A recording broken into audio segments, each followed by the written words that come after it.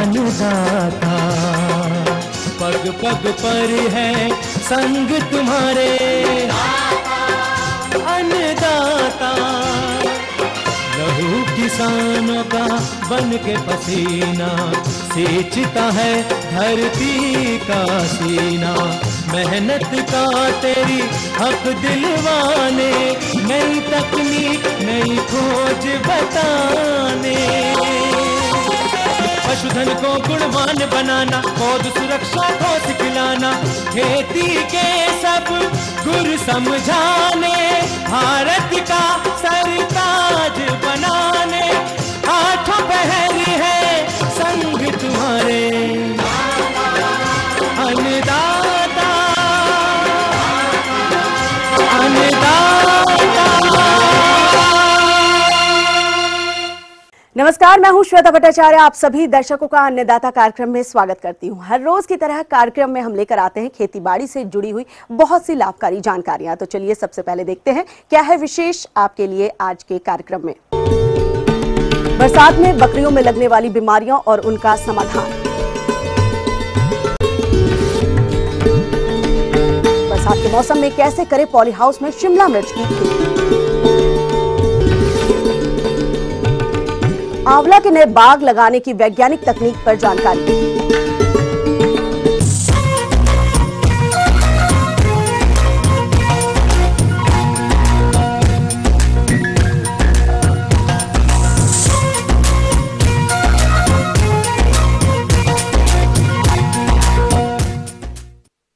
किसान भाइयों, बकरियों में लगने वाली बीमारियों की यदि हम बात करें तो बरसात में कुछ बीमारियों का प्रभाव इनमें अधिक होता है, जिनका निदान उचित वक्त पर नहीं करने से बकरियों की मृत्यु भी हो सकती है, खतरा बढ़ जाता है। इसलिए बीमारियों से बचाव हेतु कौन कौन से उपाय अपनाएं, आइए जानते हैं पशु चिकित्सक डॉक्टर SP सिंह त्यागी से। पहले हम बात करेंगे खुरपका मुंह पका की।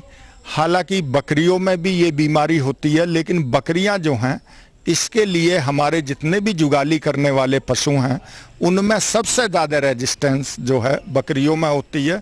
लेकिन तब भी ये बीमारी, क्योंकि ये विषाणु जनित रोग है, ये बकरियों में भी आ जाता है। और इस रोग में सबसे पहले जो है बहुत तेज बुखार आता पशु को, और उसके बाद उसके मुंह से लार आनी शुरू हो जाती है और हल्के हल्के जो है छाले पड़ जाते हैं। और ये छाले जो है बाद में बड़े होते रहते हैं और बड़े होके यही जो है घावों में बदल जाते हैं। और यही चीज़ जो है, चूंकि हमारे पशु जो हैं कीचड़ में रहते हैं, खुरों में छाले होते हैं और खुरों में छाले होके फिर ये जो है जख्म हो जाते हैं। और कई बार जो है पशुओं में चूंकि कीचड़ होने की वजह से इसमें जो है कीड़े पड़ जाते हैं। तो हमारे जो बकरी पालक हैं उनको इसका टीकाकरण जो है, सबसे अच्छी बात है कि अगर हम टीकाकरण करा लेंगे पहले से ही तो ये बीमारी नहीं होगी। देखिए, इस बीमारी में जो है हमारे पशुओं का आर्थिक नुकसान ज़्यादा होता, क्योंकि वो खा पी नहीं सकते। और इसमें जो है पशु ज़्यादातर मरते नहीं हैं, लेकिन आर्थिक नुकसान इस वजह से होता कि अगर वो दूध में है तो दूध देना बंद कर देंगे। तो इसके लिए अगर बीमारी हो ही गई है और टीकाकरण आपने नहीं कराया है तो एक आयुर्वेद की जो है दवा आती है मुख पाखर, पशुओं के जो है मुंह में और जीभ पे पूरे जबड़ों में लगा देंगे तो उससे क्या होगा कि ये एक सीमेंट जैसा काम करता और छाले जो हैं सब दब जाते हैं। तो हमारा पशु जल्दी से चारा खाना शुरू कर देगा, और जहां उसने चारा खाना शुरू किया फिर कोई किसी तरह की दिक्कत उसको जो है नहीं रहती। पैरों में जो है जख्म जल्दी से जल्दी ठीक हों, इसके लिए हम जो है एक डंडे में आगे कपड़ा बांध के फिनाइल में डुबो के उसको हर घंटे बाद खुरों पर मारते रहते हैं। इससे मक्खियाँ नहीं बैठेंगी, और मक्खियाँ नहीं बैठेंगी तो हमारा पशु जो है वो जल्दी से ठीक हो जाएगा। दूसरा जो रोग है हमारा थनैला रोग, ये थनैला जो है इसका अभी टीकाकरण नहीं हुआ है, और ये हमारा गंदगी का रोग है। चूँकि गंदगी, हमारे पशु जो हैं वो ज़्यादातर कच्ची ज़मीनों में रहते हैं और मक्खियाँ मच्छर सब तरह के, तो गंदगी की वजह से ये रोग ज़्यादा होता, और ज़्यादातर ये बरसात में होता, क्योंकि बरसात में जो है ह्यूमिडिटी भी ज़्यादा होती है। और इसी वजह से, और दुधारू पशुओं में ख़ास तौर से, क्योंकि उनकी जो है दूध निकालते वक्त जो है थन की नली खुल जाती है और जीवाणु जो है उसी से ही प्रवेश कर जाते हैं। तो इसमें बकरी पालकों को जो है 2-3 चीज़ों का ध्यान रखना है सफाई का, कि नीम हमारे यहाँ सब जगह उपलब्ध है, तो हम जो है नीम की पत्तियाँ उबाल के और उनको गुनगुना पानी जब हो जावे तो हफ्ते में कम से कम एक बार ऐन और थन को जो है इससे धोना है। तो इससे जो है जीवाणु नहीं रहेंगे तो कम से कम जो होगा। दूसरी चीज थनैला रोग में ये ध्यान रखनी है कि भाई हमारा जो है पशु चाहे दिन भर कीचड़ में रहे, लेकिन दूध दूहते समय हमें जो है उसको साफ सुथरी जगह रखना है और दूध निकालने के तुरंत बाद पशु बैठ ना जाए, इसके लिए बकरी को जो है 150 ग्राम दाना देते हैं, जिससे वो उसके लालच में जो है खड़ी रहेगी और जब थन की नली बंद हो जाएगी तो जीवाणुओं का प्रवेश जो है वो स्वयं ही बंद हो जाएगा। बाकी जो हमारी 2 बीमारियां हैं एंट्रोटॉक्सीमिया और प्लूरोनिमोनिया, इनके लिए जो है किसान भाइयों को मैं सलाह दूंगा कि वो जो है अपनी बकरियों का टीकाकरण करा लें। तीसरी बात जो आती है बकरियों में विशेष तौर से जो परजीवी हैं, ये बहुत ज़्यादा जो है इनको तंग करते हैं, चाहे वो बाह्य परजीवी हों और चाहे आंतरिक परजीवी हों। तो परजीवियों से रक्षा करने के लिए एक इंजेक्शन आ गया है आइवरमेक्टिन। इस इंजेक्शन को जो है ये भी त्वचा में ही लगना है। 2 ml जो है लगाने से हमारे पूरे 1 साल तक बाह्य परजीवियों और आंतरिक परजीवियों से सबसे रक्षा हो जाएगी, क्योंकि बहुत 2 घंटे के अंदर अंदर ये जो है सारे कीड़े चाहे अंदर के हों चाहे बाहर के, दोनों को साफ कर देता।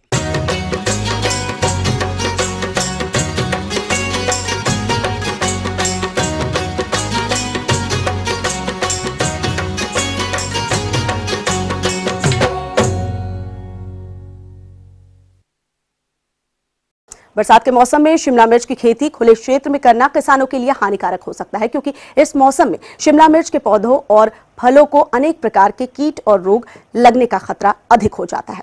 ऐसे में किसान भाई पॉली हाउस में इसकी खेती करके अधिक मुनाफा कमा सकते हैं। तो आइए देखते हैं कैसे की जाती है पॉली हाउस में शिमला मिर्च की खेती, इस कार्यक्रम के माध्यम से। मैंने पंडित दीनदयाल योजना के तहत एक पॉली हाउस लगाया हुआ है और उसके अंदर जो है मैं शिमला मिर्च की आजकल शिमला मिर्च की खेती कर रहा हूँ। ऐसे है कि शिमला मिर्च को पहले तो उसकी पौध लगानी चाहिए। पौधशाला तैयार करते समय कुछ प्रमुख बातों का ध्यान रखना चाहिए, जो इस प्रकार है।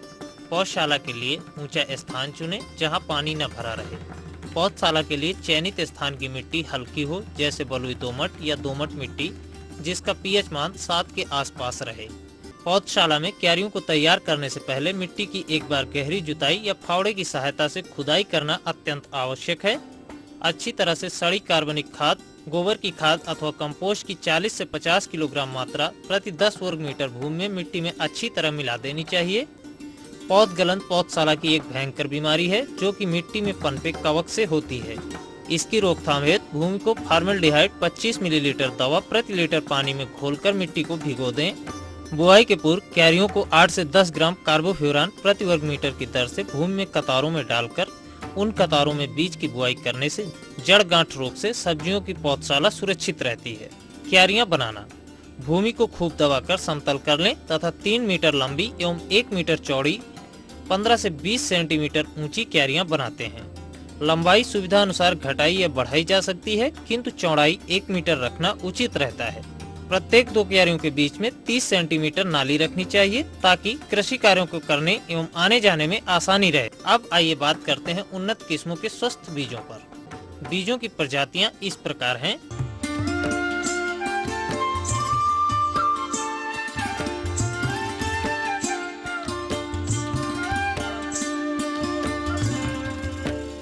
बीज बुआई से पूर्व बीज को कार्बेंडाजिम 2 ग्राम दवा प्रति किलोग्राम बीज की दर से उपचारित अवश्य कर लें। उपचारित बीज की बुआई तैयार नर्सरी क्यारियों में पंक्ति खींचकर करें, जब क्यारियों की मिट्टी में नमी उचित मात्रा में हो।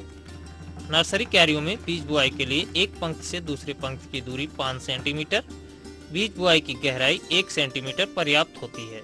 बीज बोने के बाद महीन फुव्वारे से हल्की सिंचाई करना चाहिए। रस चूसक कीड़े जैसे सफेद मक्खी आदि से बचाने के लिए पौधशाला को नायलॉन की जाली से ढक कर रखना चाहिए। और पौध के 20-25 दिन जो है ये पौध में ले लेती है, तो 20-25 दिन की पौध जो हमारी खेतों में लगाने के लायक हो जाती है। तो हम उसके बाद जो है पॉली हाउस के अंदर इसके तौलिए वगैरह, ये बेड वगैरह बनाते हैं और उसके ऊपर जो है 1-1 फुट के दूरी पे हम जो है शिमला मिर्च के पौधे को लगा देते हैं। शुरुआत में तो जो हम इसमें पानी की जो है हमारी प्रोग्राम है, तो वो हमने ड्रिपिंग लगाई हुई है। जो ड्रिप के द्वारा पानी से हमें कुछ फ़ायदे होते हैं, जैसे कि पानी की कम खपत होती है, हमारा पानी जो वेस्ट नहीं जाता है, और साथ में जो खरपतवार घास जो उगते हैं वो बहुत कम उगते हैं, जिससे हमें समय की बचत हो जाती है। फिर उसके बाद जब हमारी शिमला मिर्च थोड़ी बड़ी हो जाती है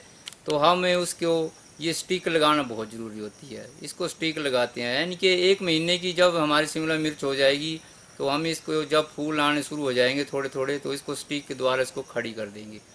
तो खड़ी करने के बाद इससे हम स्टिक से हमें ये फ़ायदा होता है कि पौधा हमारा नीचे नहीं गिरता है और वो टूटता नहीं है और फ्रूट जो हमारा अच्छा लगता है। तो अब बात करते हैं हम इसकी बीमारियों के बारे में।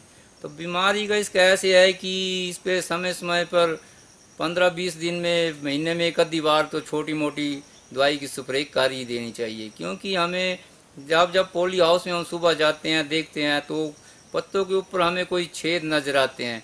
छेद लगने का मतलब होता है कि एक पतंगा अंदर पहुंच गया है और उसके ऊपर उसने अंडे बैक साइड में पत्ते के पिछली तरफ अंडे दे देती है, जिससे वो एक पड़ियों टाइप यानी कि कीड़ा बन जाता है और वो पत्ते खा जाता है। पत्ते खाने के बाद वो फ्रूट को भी खा जाता है, जिससे किसानों को भारी नुकसान होता है।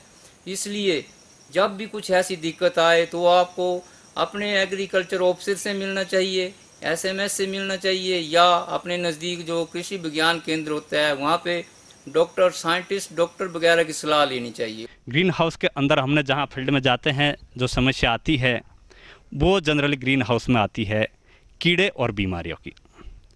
इसमें जो जनरली कीड़े लगते हैं वो है रस चूसक कीड़े, जिनमें है सफ़ेद मक्खी, जैसिड और एफिड और माइट।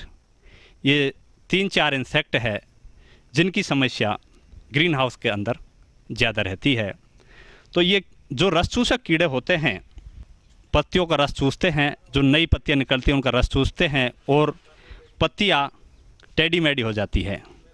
तो इसकी रोकथाम के लिए यदि इस तरह के आपको सिम्टम्स दिखाई दें शिमला मिर्च के ऊपर, तो मिथाइल डिमेटोन 1 ml प्रति लीटर के हिसाब से, मेलाथियोन 2 ml प्रति लीटर के हिसाब से और एसिटामिप्रिड 3 लीटर पानी में 1 ml दवाई के हिसाब से 10-15 दिन में बदल बदल कर इन दवाइयों का जो ऊपर मैंने बताई हैं उनका स्प्रे करना चाहिए।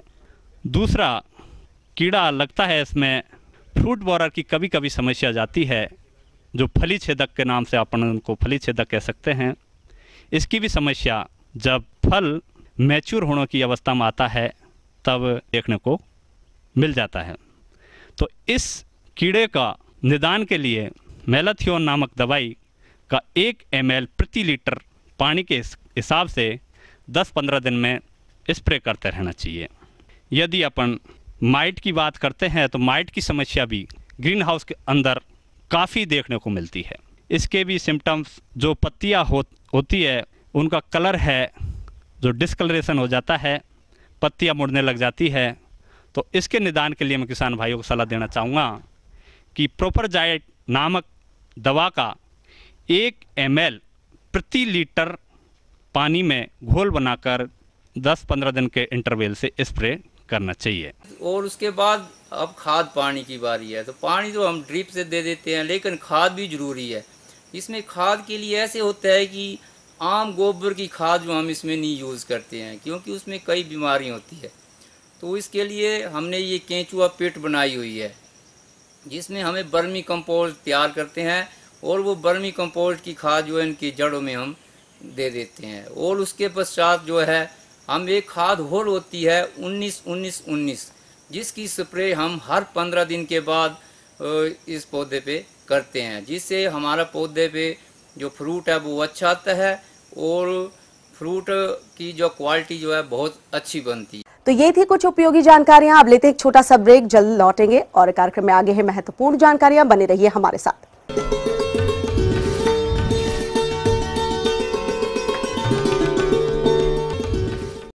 जिंदगी गुजर जाती है लेकिन फाइल आगे नहीं बढ़ती। नल प्यासे हैं, बिल आता है, बिजली नहीं, सड़क भी ढूंढनी पड़ती है। ऐसे होती है नारी की पूजा। कुछ तो सिर्फ मतलब का मसाला खोजते हैं। कब तक सहेंगे और क्यों चुप रहेंगे? रखिए हमारे साथ अपनी बात।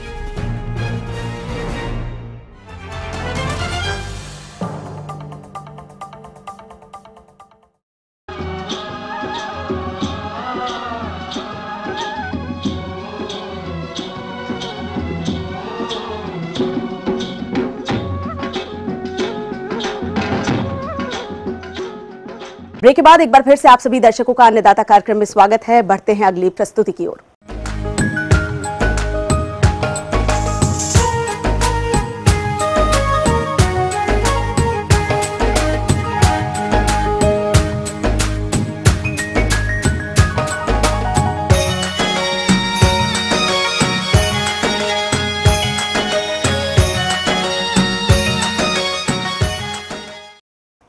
हमारे हरियाणा और हिमाचल प्रदेश के जो बागवान भाई आंवला के नए बाग लगाना चाहते हैं, तो उन्हें बाग लगाने के लिए कौन सी नई वैज्ञानिक तकनीकों को अपनाना चाहिए ताकि वो अपने खेतों में अधिक पौधे लगा सके। इसी के बारे में विस्तार से जानकारी लेते हैं एक उद्यान वैज्ञानिका डॉक्टर रश्मि बाजपेयी से।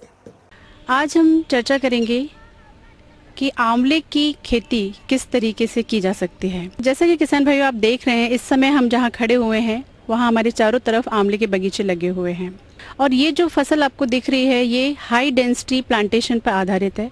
हाई डेंसिटी का मतलब होता है कि पौधे से पौधे की दूरी बहुत ही कम कर दी जाए। इसका फ़ायदा ये है कि इसमें प्रति बीघा या प्रति एकड़ पौधों की संख्या काफ़ी गुना बढ़ जाती है, तो उससे हमारा उत्पादन भी निश्चित रूप से बढ़ जाता है। तो ये एक कृषि की उत्तम और आधुनिक पद्धति है। चर्चा करते हैं कि यदि हमें आंवले का बगीचा लगाना है तो हमें किस तरीके से उसकी पूरी तैयारी करनी होगी। सबसे पहले तो ये कि जिस जगह पे हमें बगीचा रोपना है हम उसका पहले मिट्टी का परीक्षण करा लें। हमें समझ में आ जाएगा कि हमारी मिट्टी कितनी उपजाऊ है। यदि नहीं है तो हम उसी तरीके से उसके अंदर पोषक तत्वों की मात्रा बढ़ाएंगे। दूसरी चीज़ कि इसके लिए हम गड्ढे किस समय खोदें। तो किसान भाइयों, हमारे बगीचे के लिए शुरुआत होती है गड्ढे खोदने के लिए अप्रैल और मई। तो आंवले में जो है 2.5 फुट के हमारे जो है गड्ढे लंबे, ऊंचे और गहरे खोदे जाएंगे। गर्मी में खोदने से फ़ायदा ये है कि इस समय तेज़ धूप से हमारे जो गड्ढे हैं वो पूरी तरीके से रोगाणु रहित, कीटाणु रहित हो जाते हैं, तो इसलिए हम ये कार्य जो है पहले कर लें। अब जब दूसरी इम्पॉर्टेंट चीज़ है वो ये है कि हम किस किस्म के पौधे इसमें रोपें। कुछ किस्म के नाम मैं आपको बता रही हूँ, वो हैं आपकी चकैया है, फ्रांसिस है, हाथीजूल है। अब जो नई किस्में आई हैं वो हैं नरेंद्र आंवला की सीरीज़ की, जिसमें नरेंद्र आंवला 6, नरेंद्र आंवला 4, नरेंद्र आंवला 5, नरेंद्र आंवला 7, नरेंद्र आंवला 10। तो इस तरह से इन किस्मों का हम चुनाव करें। अब जब गड्ढे का हमने खोद लिया तो जैसे ही बरसात शुरू हो जाती है उस समय हम गड्ढे को भरने का कार्य करेंगे। गड्ढे की जो नीचे की हाफ मिट्टी है पहले तो हम उसको डालेंगे और जो ऊपर की हाफ मिट्टी है उसमें हम समस्त उर्वरक और खाद, जो हमारी गोबर की पकी हुई खाद होती है, वो हमें ऊपर की आधी मिट्टी में मिलाना है। आंवले के केस में हम प्रारंभ में जब हमें रोपना है उस समय हम लगभग इसमें जो नाइट्रोजन की मात्रा है वो 100 ग्राम डालते हैं, जो फास्फोरस की मात्रा है वो 80 ग्राम डालते हैं और जो पोटाश की मात्रा है वो भी 80 ग्राम डालते हैं। तो ये तो हमारी प्रारंभिक डोज है। इसके साथ साथ जो गोबर की पकी हुई खाद है वो प्रति पेड़ जो है वो कम से कम 20 किलो हमारी गोबर की खाद डलेगी। ये जो है प्रारंभिक अनुशंसा है हमारी खाद और उर्वरक की। इसी तरीके से प्रति वर्ष हमें आंवले के बगीचे में थाले बनाने होंगे और इसी अनुशंसा को लगभग 4 से 5 साल तक हम इसी तरीके से इसको करते रहें। किसान भाइयों, नए बाग की स्थापना के लिए गुणवत्ता युक्त पौध की प्राप्ति के लिए कुछ महत्वपूर्ण बिंदुओं पर अवश्य ध्यान दें, जैसे कि पौधे स्वस्थ एवं विश्वसनीय पौधशाला से ही खरीदें। इसके साथ ही समय पर पौधे का ऑर्डर देकर बुक करा लें, जिससे लगाते समय पौधे उपलब्ध हो सके। देशी एवं कलमी पौधे की पहचान भली भांति करा लें एवं पौधे अधिक आयु के नहीं होने चाहिए। यह देख लें कि पौधे की जड़ें अच्छी तरह हैं या नहीं, साथ ही मिट्टी की पिंडी टूटने न पाए। पेड़ लगाने का सबसे उपयुक्त समय जून के अंतिम सप्ताह से जुलाई के अंतिम सप्ताह तक है। इसे अगस्त माह तक भी लगाया जा सकता है। खेत में रेखांकन के समय पौधा लगाने वाले बिंदुओं पर गड़े खूंटियों के पास पुनः पौधे की जड़ पर लगी मिट्टी की पिंडी के बराबर का एक छोटा गड्ढा खोद लें और सावधानी से पौधों की जड़ को इसमें डालें और किनारे से मिट्टी डालकर दबा दें। पौधा लगाने के तुरंत बाद पानी देना चाहिए। पानी के लिए हम ये समझते हैं कि जब भी हमारे बगीचे को या खेत को, मिट्टी को पानी की आवश्यकता होती है, उसके अनुसार हमें उसमें सिंचाई देते रहना चाहिए। तो ये पूरी जानकारी है हमारे आंवले के बगीचे लगने की। और इसके बाद इसका जो प्रति पेड़ जो इसका उत्पादन है वो लगभग हमारा 1 कुंटल तक उत्पादन निकलता है। आगे और भी है कुछ रोचक जानकारियां, पर यहाँ पर रुकेंगे एक और कमर्शियल ब्रेक के लिए। जल्द हाजिर होते हैं।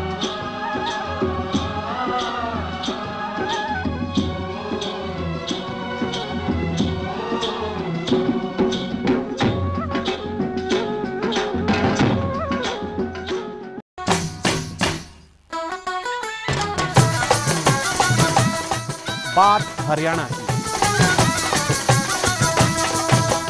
न्याणा की, स्याणा की, गांव की हो या शहर की, मंत्री की हो या संतरी की, हर छोटी बड़ी खबर देखिए आपकी अपनी बोली में। देखिए मारी बोली मारी खबर हर रोज शाम 6 बजे।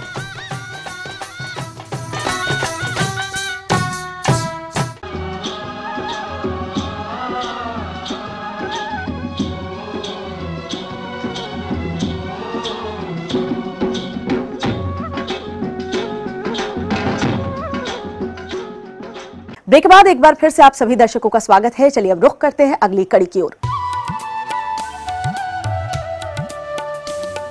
अन्नदाता हेल्पलाइन निशुल्क फोन संपर्क सेवा के माध्यम से आपके द्वारा पूछे गए प्रश्नों में से 1 या 2 महत्वपूर्ण प्रश्नों को हम अपने कार्यक्रम में शामिल करते हैं। इसी के तहत आज का चयनित प्रश्न और उसका जवाब इस प्रकार है।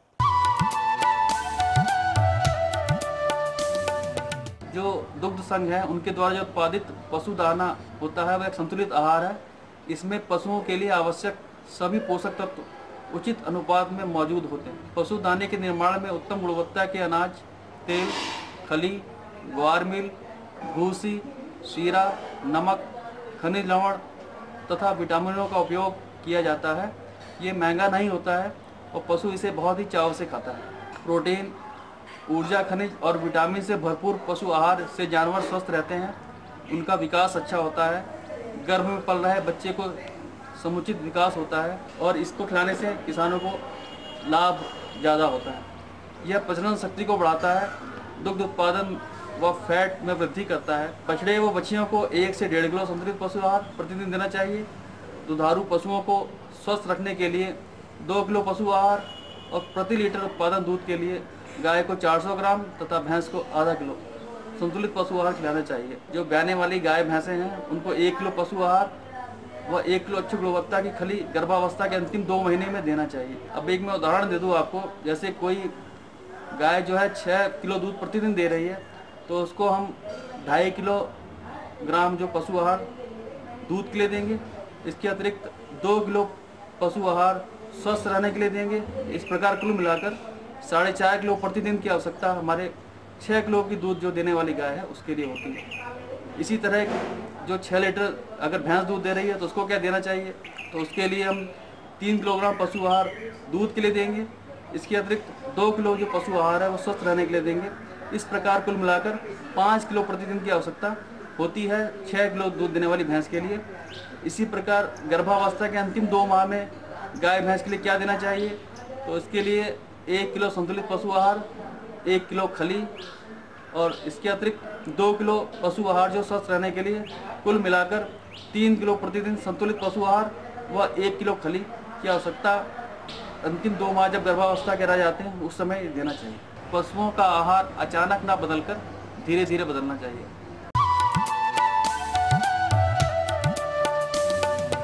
बायोटेक्नोलॉजी का साइंस जो बहुत ज़्यादा प्रोग्रेस कर चुका है पूरे वर्ल्ड में, पूरे देशों में। और जैसे फार्मास्यूटिकल्स जो देखिए, मेडिकल साइंस में देखिए, स्टेम सेल रिसर्च जो देखिए, बीटी अभी जीएम फूड्स का देखिए, इसमें सारा बायोटेक्नोलॉजिकल जो कंट्रीब्यूशन है, इसको देख के कि और इसका प्रोग्रेस, उसका फ्यूचर देख के पूरे वर्ल्ड का साइंटिस्ट जो है वो अंडर यूएन के मतलब ऑस्पिशियस में वो कंसर्न हो गए कि इसका कोई मिसयूज़ भी मतलब हो सकता है, इसका मिसयूज़ हो सकता है या कोई इलीगल यूज़ हो सकता है, या मतलब और विदाउट लोगों को आप इन्फॉर्म किए बगैर आप कोई भी डिसीजन नहीं ले सकते। अगर आपका बायोटेक्नोलॉजिकल द मोमेंट आप कंट्री या लोग उनको लगे कि एक जो है कोई इनोवेशन, बायोटेक्नोलॉजी इनोवेशन जो है वो सही नहीं जा रहा है या उसमें कुछ साइड इफ़ेक्ट्स हो रहे हैं, you have the right to stop it. Protocol यही बोल रहा है, मतलब this in protocol on bio safety, it's actually safety in and around biotechnology. जो भी बायोटेक्नोलॉजी का रिसर्च हो रहा है, जो भी प्रोडक्ट बन रहे हैं बायोटेक्नोलॉजी के, उसका पूरा जो है प्रॉपर सेफ्टी असेसमेंट किया जाए और बायोलॉजिकल डाइवर्सिटी पे कोई आंच नहीं आनी चाहिए, उस पर उसका कोई मतलब उस पर कोई हार्मफुल इफेक्ट नहीं हो। तो ये प्रोटोकॉल पूरा मतलब इसको इंश्योर करता है। सो प्रोटोकॉल का यही मेन एम था कि जो भी लोगों में या साइंटिस्ट्स में कंसर्न्स हैं रिगार्डिंग बायोटेक्नोलॉजी, में भी वो जीएम हो, वो फार्मास्यूटिकल हो, कोई भी है लिविंग मॉडिफाइड ऑर्गेनिज्म, तो उसको ये प्रोटोकॉल जो है उसको ये जो है एड्रेस करता है। This is protocol biosafety like more और less generally speaking for. And also इसमें ये बहुत इंपॉर्टेंट चीज़ है कि अवेयरनेस क्रिएट अवेयरनेस जो पहले नहीं होती थी।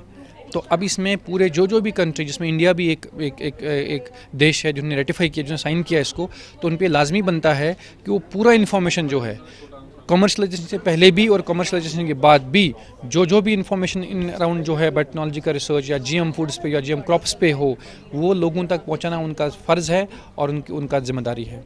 सो ये प्रोटोकॉल में आता है।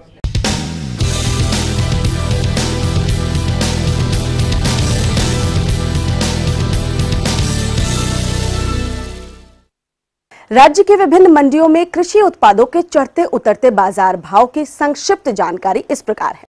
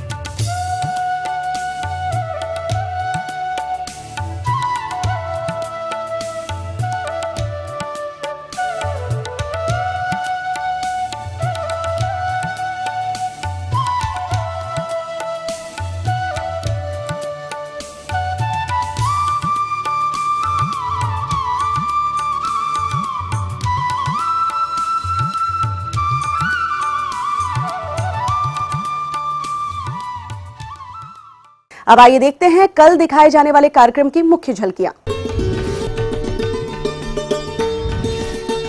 दूधिया मशरूम के उत्पादन पर महत्वपूर्ण जानकारी। हम ये उम्मीद करते हैं कि आज का कार्यक्रम आप सभी दर्शकों के लिए उपयोगी रहा होगा। किसान भाइयों, अन्नदाता आपकी सेवा के लिए संकल्परत है। कृषि संबंधित समस्या और सुझाव के लिए आप हमें इस पते पर संपर्क कर सकते हैं। प्रोड्यूसर अन्नदाता ETV Haryana Himachal Pradesh Ramoji film city Hyderabad 501512। साथ ही आप हमें ईमेल भी कर सकते हैं। हमारा ईमेल एड्रेस है annadaata.hp@etv.co.in। और इसके अतिरिक्त आप हमें निःशुल्क हेल्पलाइन नंबर 180010845999 पर सुबह 10 बजे से शाम 4 बजे के बीच में संपर्क भी कर सकते हैं। फिलहाल अन्नदाता की पूरी टीम को दीजिए इजाजत। कल फिर इसी वक्त आपसे मुलाकात होगी कृषि संबंधित कुछ और रोचक जानकारियों के साथ। नमस्कार।